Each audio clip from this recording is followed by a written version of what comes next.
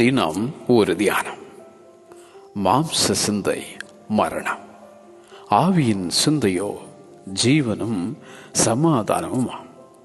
ரோமர் அதிகாரம் 8 வசனம் 6.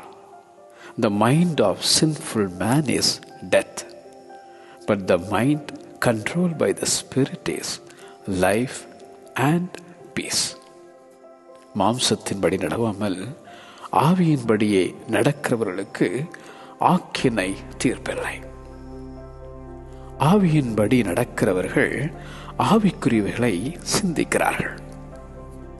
எவர்கள் தேவனுடைய ஆவியினாலே நடத்தப்படுகிறார்களோ அவர்கள் தேவனுடைய புத்திரராயிருக்கிறார்கள்.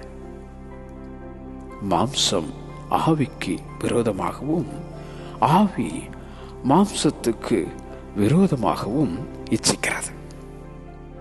கிறிஸ்துவனுடையவர்கள் தங்கள் மாம்சத்தையும் அதன் ஆசை இச்சைகளையும் சிலுவையில் அறைந்திருக்கிறார்கள். ஆவியினாலே ஆரம்பம் பண்ணின நீங்கள் இப்பொழுது மாம்சத்தினாலே முடிவு பெறப் போகிறீர்களோ என எழுதும் அப்போஸ்தலனாகிய பவுல். மாம்ச சிந்தை மரணம், ஆவியின் சிந்தையோ ஜீவனும் சமாதானமுமா.